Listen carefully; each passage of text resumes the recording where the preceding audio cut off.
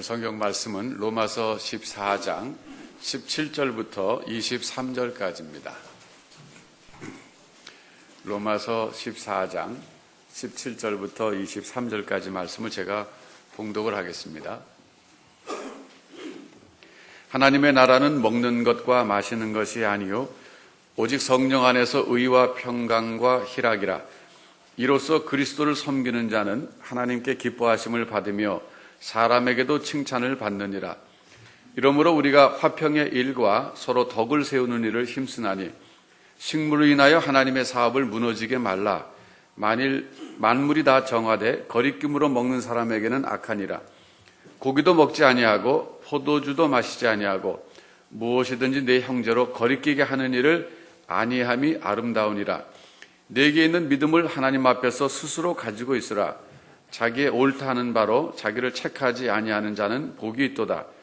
의심하고 먹는 자는 정죄되었나니 이는 믿음으로 조차하지 아니한 연고라. 믿음으로 조차하지 아니한 모든 것이 죄니라. 아멘. 로마서를 쭉 설교하고 있는데요. 오늘은 지난주에 이어서 14장에서 절제에 대한 공부를 우리가 주제를 다루게 됐어요. 로마 교회에서 일어난 문제 중에 하나가 음식 먹는 문제, 특별히 고기 먹는 문제였다 그랬죠. 그 고기가 우상의 신전에 올라갔다가 나온 경우가 많이 있었다 그래요. 또 절기 지키는 문제 때문에 또 갈등이 빚어졌다고 합니다. 네. 그러니까 로마 교회는 두 그룹이 있었다는 걸 알 수 있습니다. 유대인 그룹과 말하자면 비유대인 그룹. 근데 유대인이었다가 예수 믿게 된 사람들은 훨씬 더 신앙생활을 율법적으로 했습니다. 음식 먹는데 까다로웠습니다. 어떤 음식을 먹어야 된다, 먹지 말아야 된다. 오늘날도 유대인들, 경건한 분들 그렇게 지키지 않습니까? 그 다음에 절기 문제도 그랬습니다. 유대인들은 유대계에 있었을 때 지켰던 전통적인 절기들 계속적으로 지켜야 된다고 주장했습니다. 그러나 로마 사람이었다가 예수 믿게 된 사람들은 음식에 관한 그 규례에 있어서도 훨씬 자유스러웠고 또 절기에 있어서도 별로 제약을 받지 않았었습니다. 그래서 교회 내에서 갈등이 생겼어요. 그런 소식을 듣고 바울 사도께서 로마 교회에 편지를 쓰시는 중에 이 문제를 다루고 있어요. 그런데 이 문제의 그 소위 키워드는 뭐냐면 이 문제를 해결하기 위한 키워드는 절제라는 거예요. 절제. 여러분, 그런데 이 절제라고 하는 것에는 두 종류가 있습니다. 하나는 나를 위한 절제가 있고 또 하나는 타인을 위한 절제가 있습니다. 근데 오늘 성경 본문에서 말해주고 있는 절제는 이것은 나를 위한 절제가 아니라 타인을 위한 절제입니다. 우리 자신을 위해서는 절제하기가 훨씬 쉽습니다. 예를 들면 의사가 당신 당뇨가 좀 있으니까 앞으로 설탕 또 당분을 삼가십시오. 당신 고혈압이 있으니까 염도를 좀 줄이십시오. 이렇게 얘기하면 우리가 이제 음식 먹을 때 절제하게 됩니다. 김치찌개도 좀 절제하게 되고 커피를 마셔도 블랙으로 마시게 되고. 왜 그렇습니까? 나의 건강을 위해서 절제합니다. 네, 커피는 설탕을 넣고 그 믹스가 제일 맛있지 않습니까? 네, 사실은 믹스 커피보다 맛있는 거는 별로 없는 것 같아요. 근데 그걸 참아야 된단 말이에요. 또 음식에 소금이 안 들어가면 얼마나 싱겁습니까? 맛이 없지 않습니까? 근데 그걸 또 참아야 됩니다. 근데 많은 사람들이 참고 지냅니다. 왜? 자기의 건강을 위해서. 그게 절제입니다. 근데 그것은 자기를 위한 절제입니다. 근데 오늘 본문에서 말하는 것은 다른 사람을 위해서 먹지 말라 그거예요. 왜? 내가 먹음으로써 다른 사람이 무너질 수 있다는 얘기입니다. 20절에 보니까 식물을 인하여 하나님의 사업을 무너지게 말라 그랬습니다. 이 하나님의 사업은요, 이건 구원 사업입니다. 하나님이 사람들을 구원하시는 구원 사업을 망하게 하지 말라. 말하자면 내가 고기 먹는 것을 보고 믿음이 연약한 사람이 실족해서 신앙에서 떠나게 될 수도 있다는 거예요. 그것이 바로 하나님의 사업을 망하게 하는 일이라는 겁니다. 그런 일을 하지 않도록 주의하십시오. 그런 뜻이에요. 그러니까 이것은 철저하게 다른 성도를 위해서 생각해서 먹고 싶은 고기도 먹지 마십시오. 이렇게 얘기하는 거예요. 근데 이 문제에 대해서 바울 사도께서 로마서에서만 다루고 있는 것이 아니라 고린도서에서도 다루고 있습니다. 여러분, 고린도전서 8장 13절에 가서 보십시다. 고린도전서 8장 13절 말씀에 보면 바울 사도께서 같은 문제를 고린도 교회에 보내는 편지 속에서 같은 문제를 다루시는데 거기서 어떻게 보면은 참 우리로서는 받아들이기 어려운 고백을 하고 계십니다.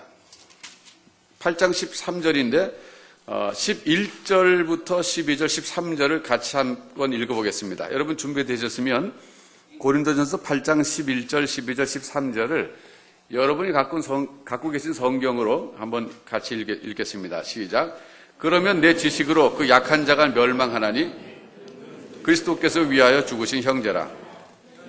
너희가 형제에게 죄를 지어 그 약한 양심을 상하게 하는 것이 곧 그리스도에게 죄를 짓는 것이니라. 그러므로 만일 식물이 나는 영원히 고기를 먹지 아니하여 내 형제를 실족지 않게 하리라 그랬습니다. 그 다음에 내가 자유자가 아니냐 9장 1절에 그렇게 나갑니다. 자, 여러분 생각해 보세요. 이 바울 사도께서 하시는 말씀 충격적이지 않습니까? 내가 고기 먹는 것 때문에 다른 형제가 실족하게 된다면 나는 영원히 고기를 먹지 않겠습니다. 이렇게 선언하고 있어요. 저는 처음에 이 규절을 봤을 때 내가 잘못 봤다고 다시 한번 봤어요. 이거 어떻게 그렇게 하실 수가 있을까?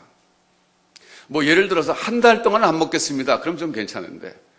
그래 1년까지 한번 안 먹어보겠습니다. 그럼 괜찮은데 뭐 영원히 안 먹겠다고 하는 거니까 이거는 저로서는 참 감당할 수 없는 수준이라고 생각했어요. 저는 고기를 안 먹으면 안 됩니다. 가끔. 속이 헛헛할 때는 항상 먹어야 되는데 요즘 그 헛헛할 때가 잘 안 오더군요. 생각해보니까 평상시에 늘 먹어서 그래요.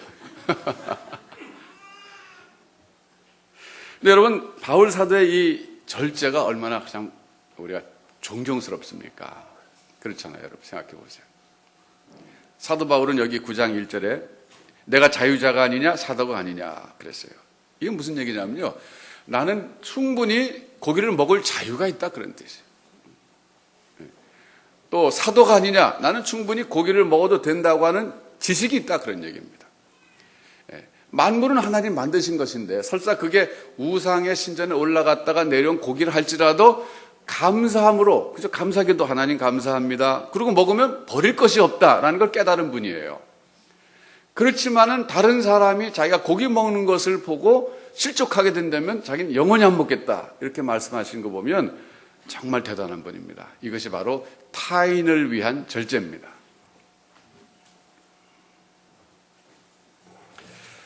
여러분 우리가 지금 이제 이 로마서 14장은 성화 과정 속에 있는 장이에요. 믿음으로 의롭다함을 받은 사람이 그 다음에 이제 성화 과정에 들어가게 되는데 이 성화 과정은 한마디로 말하면 성숙 과정입니다. 성화 과정은 성숙 과정이에요. 거룩하게 변화되어져 가는 과정은 성숙되어져 가는 과정이다 그런 말입니다. 근데 또 다른 말로 얘기하면 이 성숙이라고 하는 것은 그리스도의 형상을 본받는 과정이에요. 같은 얘기입니다. 그리스도의 형상을 본받는 것이나 성숙하는 것이나 같은 개념입니다. 그런데 우리가 그러면 그리스도를 본받는다 그럴 때 주님의 외모를 본받을 수는 없다 그랬습니다. 주님의 식생활을 본받을 수는 없다 그랬습니다. 주님의 어떤 것을 본받아야 되는가? 주님의 성품을 본받아야 되는 거예요. 성품. 또 주님의 태도를 본받아야 됩니다. 근데 주님께서 어떤 성품과 어떤 태도를 지니셨는가? 다시 빌립보서 2장 5절로 가서 한번 살펴보겠습니다. 이 구절은 너무나 중요한 구절이기 때문에 여러분이 잘 아셔야 될 구절입니다. 빌립보서 2장 5절 이하.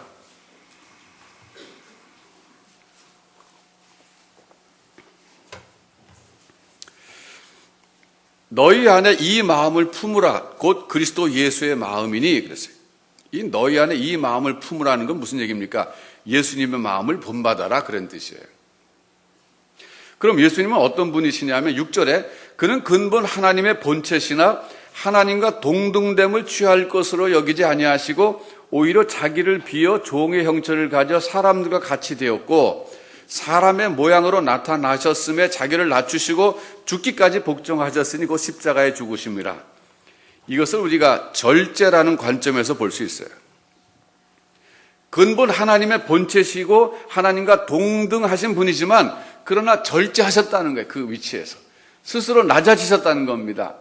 사람의 모양으로 나타나셨다는 것은 우리를 위해서 그렇게 인간의 몸을 입고 오신 것인데 이것이 바로 절제라는 관점에서 볼 수도 있는 사건이에요.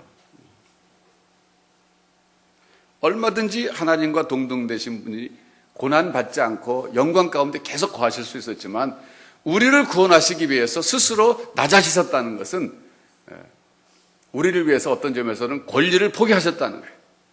절제하셨다는 겁니다. 그러니까 그런 점에서 볼 때 우리가 그리스도 형상을 본받는다라고 할 때 주님의 이 스스로 낮아지신 모습, 낮아지신 태도, 이 절제하시는 자기 권리를 다 찾지 않으시고 누리지 않는 이 태도, 이걸 우리가 본받아야 된다는 거예요. 요즘은요, 개인주의 시대입니다. 미국만 그런 것이 아니라 한국도 점점 개인주의로 가고 있어요. 미국에서 제가 사람들 살아가는 모습 보고 또 TV나 또 영화나 드라마나 이런 데서 제가 받은 그 인상은 이 철저한 개인주의 문화구나 하는 걸 많이 느꼈어요. 미국 사람들이 서로 친구들 사이에 싸웁니다.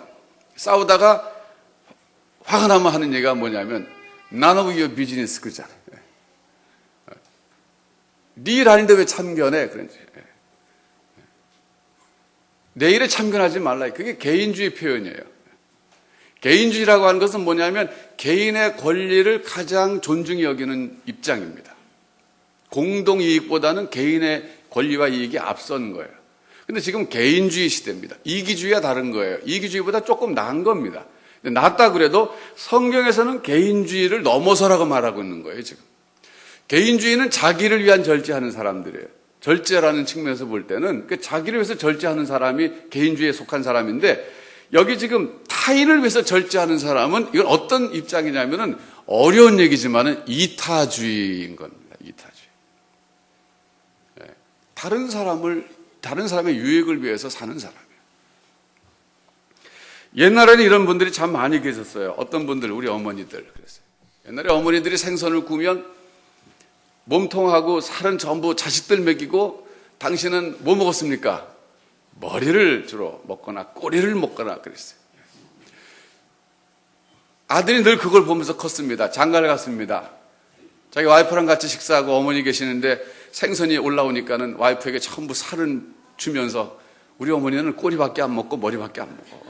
정말 우리 어머니는 어두일미래. 맨날 우리 어머니 그러셨어. 어두일미라 그러면서 머리만 드셔서 당신 이거 다 먹어. 우리 어머니 그 몸통 안 좋아하죠.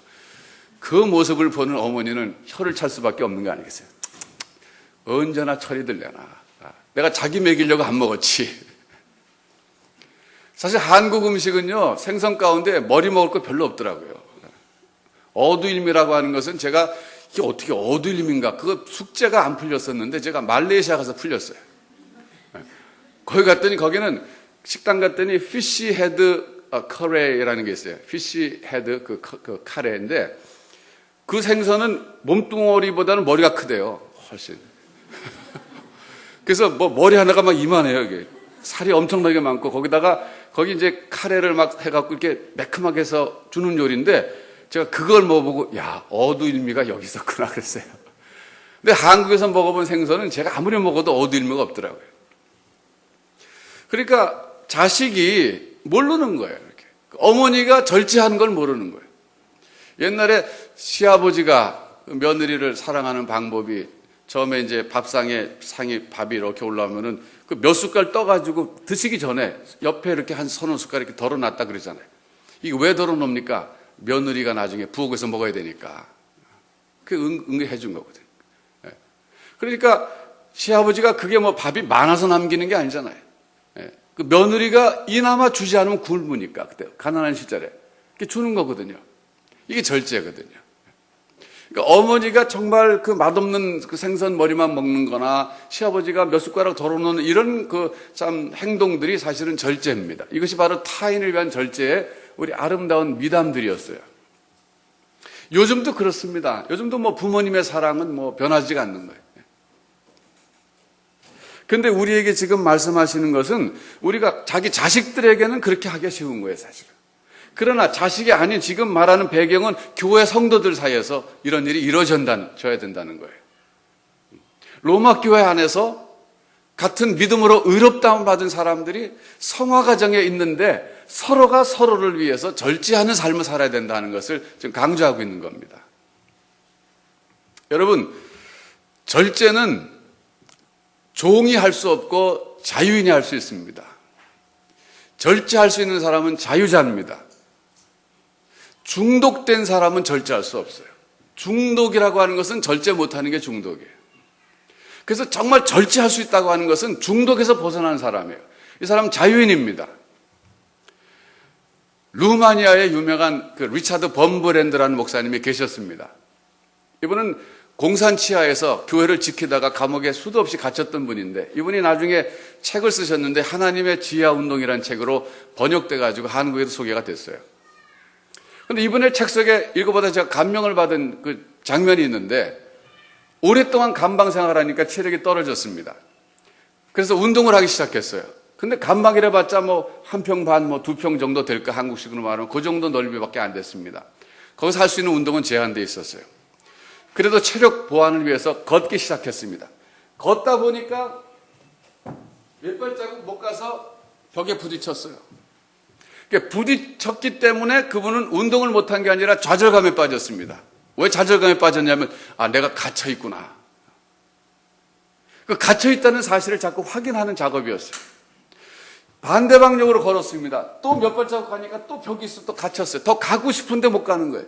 자기가 갇혀있다고 하는 좌절감에 빠지고 우울해지기 시작했습니다. 그러다 이분이 생각했어요. 나는 절대 이 공산 정권에 갇혀있을 수가 없다. 난 그리스도의 노예지. 난 공산당의 노예가 아니다. 그래서 이분은 가령 5발자국 걸어가면 벽이 나오면 일부러 4발자국만 걸어갔어요. 벽까지 가지 않았어요. 그리고 돌아섰습니다. 그러면서 나는 갇히지 않았다. 나는 자유인이다. 나는 내 삶을 내가 컨트롤할 수 있다. 나는 환경에 지배받는 것이 아니다. 감옥이 나를 지배할 수 없다. 나는 내가 감옥을 지배한다. 이러면서 그래서 용기를 스스로에게 불러일으켰습니다. 그래서 견딜 수가 있었다 그래요. 여러분, 절제는 자유인이 하는 것입니다. 절제는 성숙한 사람이 할 수 있는 것입니다. 그렇기 때문에 절제는 아름다운 것입니다. 오늘 성경 본문에도 보면 그렇게 사는 사람은 아름답다라고 말하고 있습니다.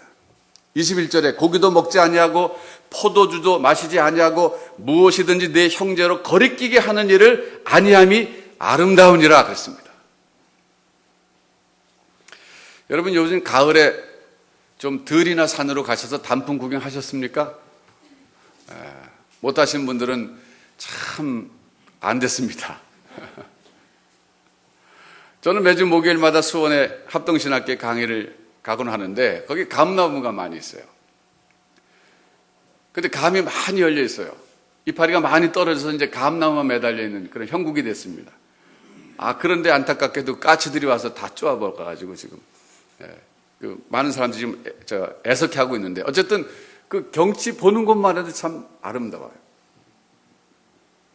여러분 꽃은 꽃대로의 아름다움이 있습니다. 그러나 꽃이 떨어져서 열매가 맺게 되면 열매는 열매대로의 성숙미가 있습니다. 성숙하다고 하는 것은 아름다운 거예요. 절제를 하는 인생은 아름다운 인생입니다. 여러분 한번 생각해 보십시오. 이제 우리 한번 자신들을 돌아보십시다. 여러분 지금까지 절제하는 인생을 살아오셨을 거예요. 많이 여러 가지 면에서. 그런데 그 절제가 자기 자신을 위한 절제였습니까? 남을 위한 절제였습니까? 한번 생각해 보십시다. 여기 지금 20절에 보면은 하나님의 사업을 무너지게 말라 그랬는데 제가 볼 때는요, 무너지게 하는 사람은 그 사람에게 걸림돌이 된 겁니다. 근데 그 덕을 세울 수만 있다면 그건 디딤돌이 된 거예요. 돌은 하나의 돌입니다. 근데 어떨 때는 그것이 걸림돌이 되고 어떨 때는 그것이 디딤돌이 됩니다. 여러분은 제가 쉽게 한번 질문한다면 스스로에게 한번 자문자답해 보십시오. 나는 지금까지 걸림돌 인생을 살아왔느냐 디딤돌 인생을 살아왔느냐 한번 여러분 스스로 자문자답해 보십시오. 어떨 때는 걸림돌 인생도 살아봤고 어떨 때는 디딤돌 인생도 살아봤을 거예요. 그러니까 대체적으로 어떤 인생을 살아오셨는가 한번 스스로 한번 자성해 보십시다. 하나님께서는 오늘 우리에게 말씀하시기를 이제 예수 믿고 믿음으로 의롭다함을 받은 사람은 성화 과정에 들어간 사람은 성숙 과정에 들어간 사람인데 이제는 남들에게 특별히 가까운 사람들에게 걸림돌이 되지 말고 디딤돌이 되십시오. 이런 말씀하고 있는 것입니다.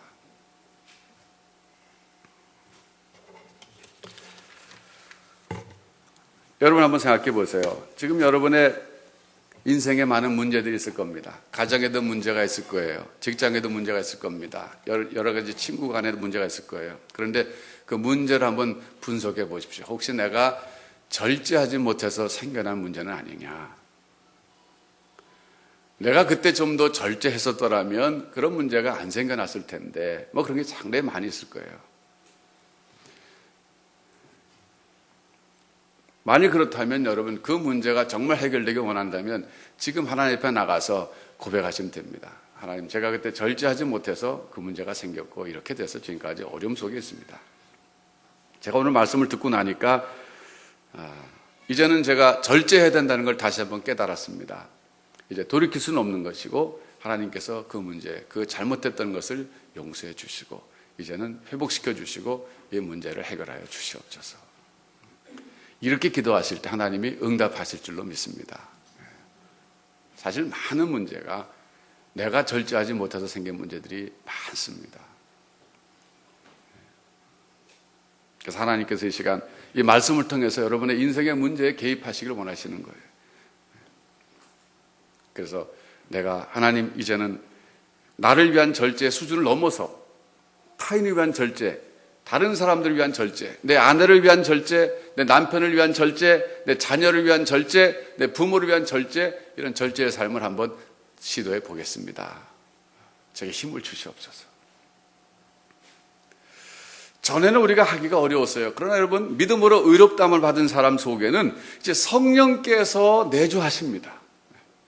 성령께서 함께 계시기 때문에 그 성령께 도와달라고 그러면 힘을 주십니다. 내가 전에는 절제할 수 없었습니다. 내가 중독자처럼 도저히 절제할 수 없었는데 성령께서 역사해 주실 것을 믿고 기도하고 행동으로 옮겼을 때 이상하게 힘이 나서 절제할 수 있는 힘이 생기는 거예요. 이것이 신앙생활의 비결이고 참 재미입니다. 여러분 한번 시도해 보세요. 여러분이 정말 인생의 문제, 가정의 문제가 풀어지길 원한다면 진지한 마음으로 하나님 앞에 나가서 한번 기도해 보세요. 하나님, 이 문제로부터 제가 해방되길 원하는데 나에게 절제할 수 있는 힘을 주시옵소서. 내 힘으로는 도저히 안 되는데 내 속에 거하신 성령께서 나를 붙잡아 주시옵소서. 이 기도가 한 번 해서 될 수도 있지만은 어떤 경우에는 10번 해야 되고 어떤 경우에 100번 해야 됩니다. 그럼 될 때까지 하시면 되는 거예요. 절제가 될 때까지, 내 속에서 힘이 생길 때까지. 그러면 될 수 있어요. 두 번째로 우리가 생각해 볼 것은 17절입니다. 하나님의 나라는 먹는 것과 마시는 것이 아니요 오직 성령 안에서 의와 평강과 희락이라 그랬습니다. 갑자기 하나님의 나라가 왜 여기 나오는가? 하나님의 나라는 여기서는 교회를 말하는 거예요. 로마 교회를 말하는 겁니다. 신앙 공동체인 로마 성도들의 그 모임을 말하는 거예요. 여러분들이 매주 모여서 로마에 있는 교회라는 이름으로 모이는데 그 교회의 특성은 먹는 것과 마시는 것이 아닙니다. 먹는 것이 문제가 되면 안 됩니다. 이걸 먹어야 된다, 저걸 말아야 된다, 이걸 마시면 안 된다, 된다, 이런 것이 아니라 오직 성령 안에서 의와 평강과 희락이 여러분 신앙 공동체의 특색이 돼야 됩니다. 그런 뜻이에요. 그럼 여기 의라고 하는 것은 뭡니까? 이것은 믿음으로 의롭다함을 받는 것이기 때문에 의는 그 신앙 공동체의 기초가 된다는 거예요. 교회는 결국은 믿음으로 의롭다 하심을 받은 사람들의 공동체이기 때문에 여기서 말하는 의는 바로 그걸 가리키는 겁니다. 그 다음에 평강과 희락은 평화와 기쁨이죠.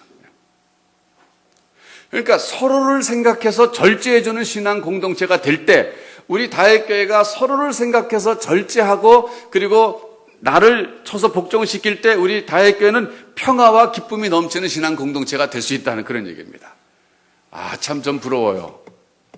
우리 교회가 이런 교회가 꼭 됐으면 좋겠습니다. 전 될 수 있다고 봅니다. 왜냐하면 다 좋은 분들만 모였어요, 보니까.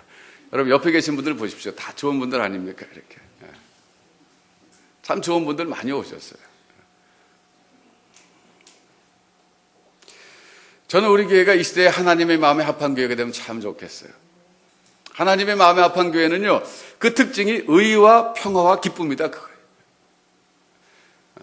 처음 다윗교회 오신 성도들도 잘 사람들은 낯설어서 모르지만 뭔가 분위기 자체가 참 기쁨과 평화가 있어요. 이걸 느낄 수 있어야 됩니다. 그렇다면 얼마나 참 좋겠습니까? 또 이런 좋은 그런 신앙 공동체에서 우리 자녀들이 마음껏 뛰어놀고 신앙을 배울 때 얼마나 훌륭한 다니엘과 에스더 같은 인물들이 되겠습니까? 얼마나 참 좋겠습니까? 좋은 집안에서 좋은 인물이 나오지 않습니까? 좋은 교회에서 좋은 인물이 나오는 거죠. 저는 요즘에 토요일 날 새벽에 교회 오는 기쁨이 있습니다. 남자 기도회 때문에 그렇습니다. 어저께도 모였는데 어제는 14명이 모였어요. 그 전주 9명이 모였는데 4명이 더 왔어요. 전도돼 가지고. 그래서 뭘 했냐면은 우리가 6시부터 여기 모여가지고 7시까지는 개인 기도하고 7시부터 307호로 가서 쭉 돌로 앉아가지고 서로 간단히 자기소개도 하고 자기 기도 제목을 내놓는데 남자들이 기도 제목 내놓을 때는 2가지 주로 내놓더라고요. 첫째는 자기 와이프 위해서, 물론 이제 그 다음에 자기 자녀들 위해서, 이게 크게 한 덩어리고 가족을 위해서 내놓는 기도 제목 하나고, 두 번째는 직장 생활에 있는 어려움들. 그래서 참 좋더라고요, 저는. 남자가 기도한다. 이거 대단한 거예요. 하나님께서도 남자들이 손을 들고 기도하라 그러셨거든요. 그래서 기도 제목을 쭉 나눠요. 우리 와이프를 위해서 기도해 주십시오. 우리 아이들 위해서 기도해 주십시오. 그리고 직장에서는 이런 문제가 있는데 이걸 위해서 기도해 주십시오. 그러면서 자기 소개하고 그런 얘기 쭉 하고서 또 서로를 위해서 또 기도 제목 나오면 또 같이 기도해 주는데 참 좋아요. 한 바퀴 다 돌고 나면 정말 그리스도 안에서 한 형제구나 하는 걸 많이 느낍니다. 우리 교회가 의와 평강과 기쁨이 넘치는 교회가 되기 위해서는 이렇게 남자들이 모여서 같이 기도하고 그리고 성도의 교제가 이루어질 때 가능합니다. 여러분, 교회는요, 성도끼리 만나면 반드시 교제가 이루어져야 됩니다. 근데 교제는 여러 가지 이루어질 수 있어요. 뭐 같이 식사할 수도 있습니다. 여러 가지 대화할 수도 있는데 대화의 주제가 중요합니다. 근데 제가 깨달은 것은 정말 좋은 것은 성도가 만났을 때 대화하다가 마지막에 서로 손붙잡고 기도해 줄 때, 기도해 줄 때 우리의 정체성이 살아나는 거예요. 아, 이 사람이 정말 나와 같은 그리스도 안에서 형제구나, 나와 같은 자매구나, 이러면서 그 돈독한 그런 참 사랑이 쌓이는 거예요. 그리고 제가 또 하나 깨달은 것은 뭐냐면 우리 성도님들의 그 기도하는 목소리 듣는 게 참 좋아요. 우리가 대표 기도할 때 그분의 얼굴만 보고 알다가 기도할 때 기도 목소리가 들리고 기도 내용이 들릴 때, 야, 참 저분도 나와 같은 형제구나, 나와 같은 자매구나, 이런 같은 그런 그 참 이 사랑이 싹 트게 돼 있어요. 그래서 우리 남자 기도회 때도 보면 가급적 돌아가면서 기도하도록 이렇게 합니다. 여러분, 남자분들 여기 계신데 앞으로 다음 토요일 날 많이 나오시면 좋겠어요. 내가 남자인지 여자인지 정체성에 혼란만 없다면, 내가 남자다 그러면 그럼 나오십시오. 남자는 나오십시오. 제가 아까 제 방에 있는데 옆에서 우리 유치부에서 이진남 자매가 열심히 성경 가르치는 소리가 들렸는데 엄마 아빠가 전부 여자인 사람 손들라고 했더니 누가 계속 손드는 모양이더라고요. 엄마도 여자고 아빠도 여자인 사람 손들라고 했더니 네 집 아이인지 모르지만 계속 손드는 애가 있었더라고요. 정체성의 혼란을 겪고 있는 거예요. 예. 여러분, 남자들이 한번 일어나십시오. 기도하러 토요일 날 모이십시다. 그래서 우리가 기도할 때 정말 기도는 응답됩니다. 여러분, 기도는 응답됩니다. 그래서 하나님께서 기도에 역사해 주셔도 응답도 되지만 성도 간의 교제가 이루어집니다. 그래서 우리 교회가 정말 아름다운 신앙 공동체가 될 수 있는 거예요.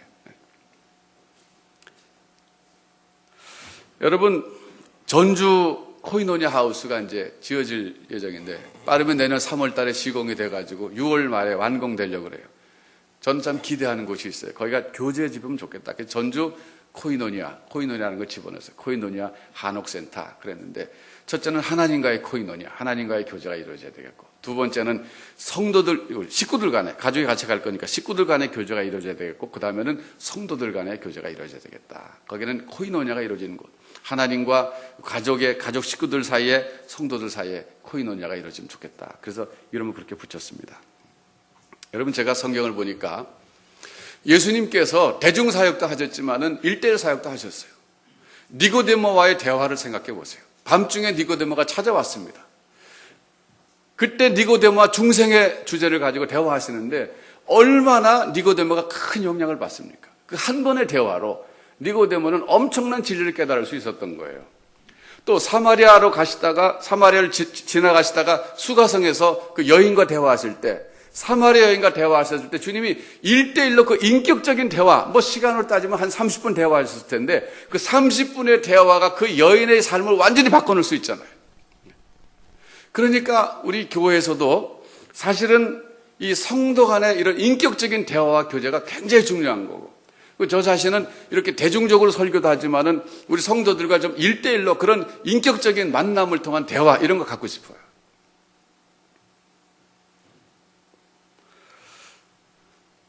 여러분, 코이노니아 하우스 잘 지어지도록 기도해 주시기 바랍니다. 말틴 부버라고 하는 유대계 그 철학자가 나와 너의 관계를 강조하지 않았습니까? 옛날에 아마 그 책 읽어보신 분 계실 거예요. 제가 옛날에 읽어볼 때 무슨 얘기인지 잘 모르겠더라고요, 사실. 남들 다 읽으니까 저도 읽어야 되겠다고 읽는데, 도대체 무슨 얘기, 당연히 나와 너지 어떻게 나와 그것인가, 제가 그러면서 봤는데, 나중에 이제 제가 또 다시 그 책 이제 좀 보고 이렇게 또 보니까 좀 알겠더라고요. 그분이 뭘 말했는지. 사람은 이런 이 대화를 통해서 서로 영향을 주고받는데, 나와 너로서 만나서 그렇게 마음과 마음의 대화를 주고받을 때 참 거기서 아름다운 그런 관계가 형성되고 서로에게 유익하다, 이제 그런, 뭐 쉽게 말하면 그런 얘기인 것 같아요. 여러분, 저는 우리 성도들 간에 이 인격적인 대화가 늘 있었으면 좋겠어요. 주일날 우리가 바쁘지만 그 307호 우리가 마련하지 않았습니까? 그래서 우리 교회는 의와 평강과 기쁨이 충만한 교회, 먹는 것과 마시는 것 가지고 문제가 되는 교회가 아니라, 그런 사소한 것 가지고 서로 다툼이 되고 갈등을 빚는 교회가 아니라, 정말 같이 그리스도 안에서, 성령 안에서 의와 평강과 기쁨이 넘치는 교회, 이런 교회가 되도록 우리가 서로 교제에 힘쓰고 서로를 위해서 또 절제하고 이런 교회로 나갔으면 참 좋겠습니다. 그 다음에 또 하나 생각할 것은요, 성경 빌립보서 1장 5절로 가서 교제를 한 번 더 생각해 보겠습니다. 빌립보서 1장 5절입니다.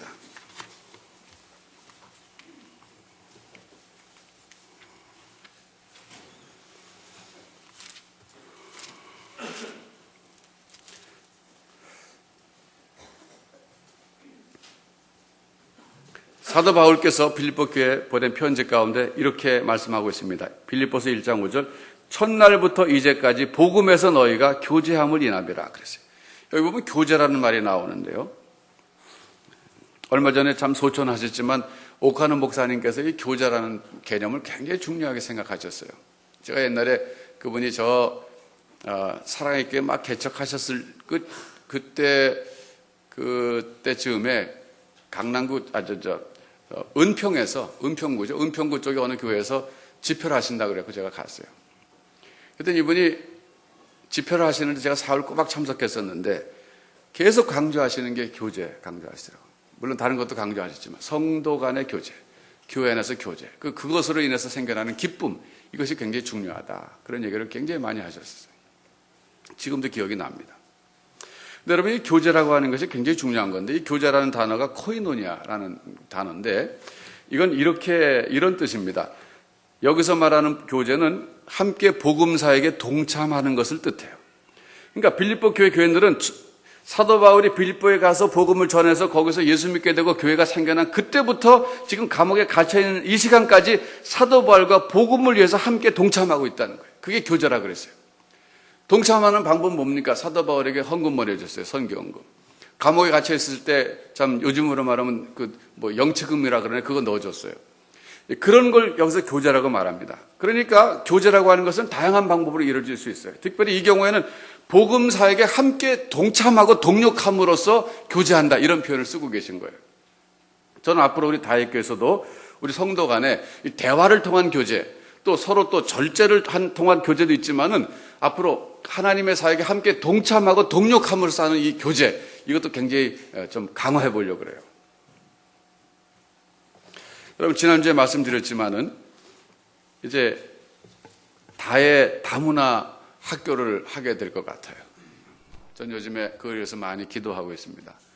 3월 달부터 빠르면 할 수 있는데, 지난번에 잠깐 내용을 말씀드렸지만은 한국에 지금 들어와 있는 그런 다문화 가정의 자녀들 가운데 엄마가 거기서 본국에서 살다가 아빠랑 갈라져서 다시 재혼을 하셨는데 한국 아빠에게 재혼을 하셔서 거기 남아있다가 엄마가 이제 한국 국적을 취득해서 자녀를 초청해갖고 온 그런 아이들이 있는데 그런 아이들의 숫자가 약 3만 명이랍니다, 전국에. 그리고 이 아이들은 전혀 한국말 잘 못하고 한국 문화도 모르고 그래요. 역사도 모르고 그래요. 근데 작년에 우리가 초대했지만 금년에도 새날학교 아이들 초대해서 그런 아이들 우리가 한 15명씩 서울 구경 시켜주지 않았습니까? 근데 최근에 얘기 들으니까 그 우리 교회 왔다 간 그 남자 아이들 가운데 그 몇 명 아이들이 학교를 그만뒀답니다. 왜냐하면 도무지 따라갈 수 없고, 그래서 차라리 공장에 취직하는 게 낫겠다 해서 공장을 다닌답니다. 좀 마음이 아파요. 공장 다니는 게 왜 나쁩니까? 좋습니다. 좋습니다. 근데 교육을 포기했다는 게 마음이 아픈 거예요. 사람이 꼭 돈 벌기 위해서 교육받는 건 아니잖아요.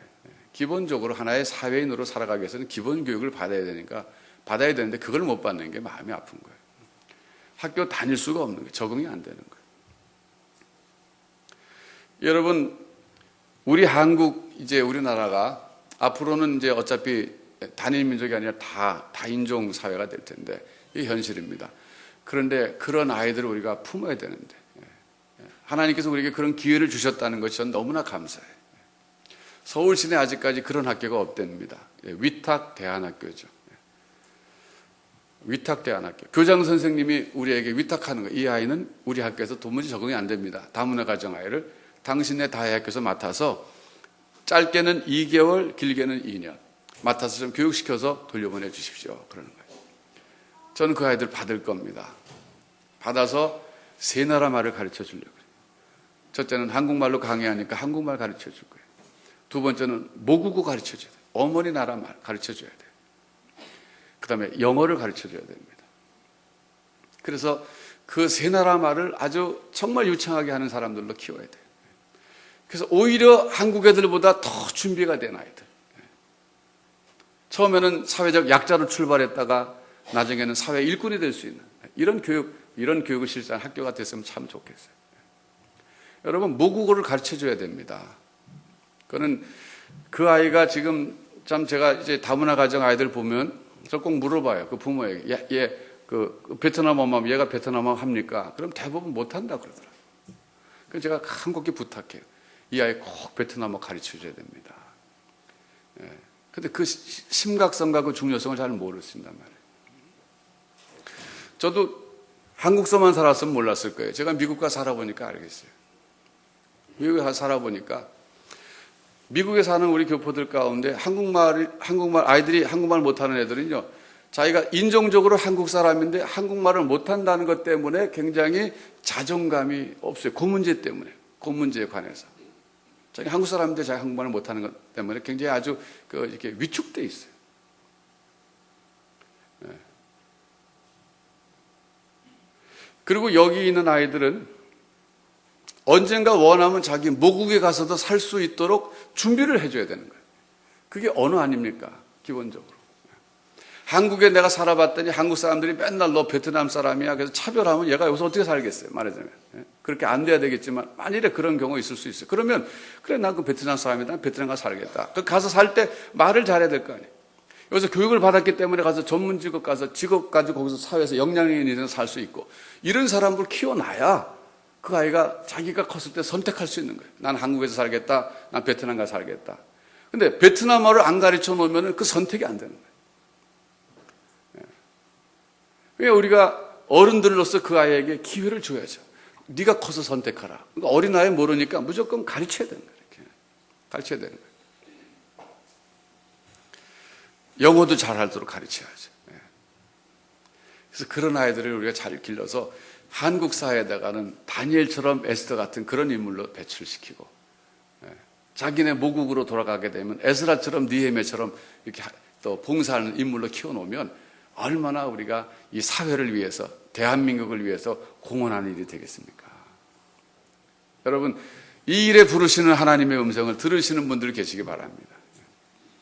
내가 학교 다닐 때 왜 교직 과목을 했는지 난 지금도 이해 못했습니다. 내가 교생 실습 다니라고 고생했는데 전교사 2급 땄는데 한 번도 써먹지 못했습니다. 지금도 장롱에 어디 있을 겁니다. 이때를 위함이 아니겠습니까? 이런 분들 나오시기 바랍니다. 제가 왜 그 얘기하면 제가 그렇거든요. 제가 2급 전교사 자격증 있는 사람입니다. 윤리 도덕 과목. 제가 총신대학 종교교육과 졸업했는데 종교교육과니까 교생실습 나가고 그랬어요. 제가 교생실습 나가면서 내가 이거 왜 나가야 되나? 난 전도사 할 거고 목사 할 건데 내가 왜, 제가 부천 서해자중학교 갔었거든요. 한 달 동안 거기 다니면서 내가 왜 여기 와서 이러고 있어야 되는가? 그런데 오늘이야 좀 알 것 같아요. 하나님이 이때를 위해서 전교사 자격증 2급 따게 했구나.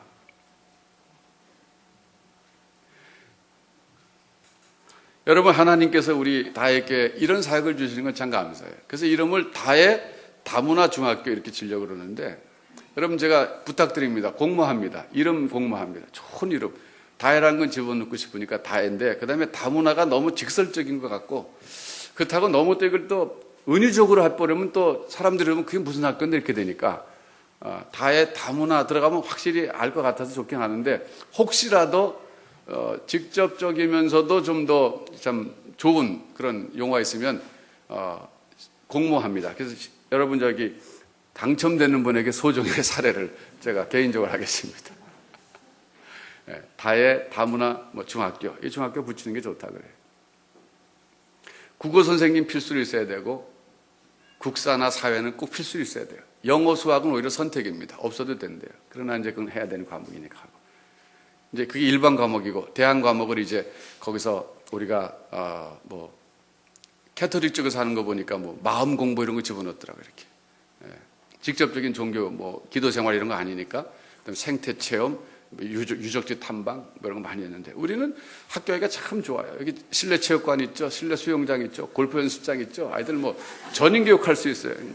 음악에 소질 있으면 우리 여기 또 자매들이 있죠. 그래서 해가지고 정말 우리가 좋은 그 학교를 만들어 갖고 우리가 이 사회에 기여하는 다혜교회가 되기를 바랍니다. 그 일에 우리가 팔 걷어붙이고 같이 동참할 때 그게 코이노니아다. 복음을 위해서 함께 교제하는 거가 된다. 그렇게 교제를 함으로써 우리 성도가 서로가 하나가 되고 우리 교회가 의와 평강과 기쁨이 충만한 교회가 될 수 있다는 거예요.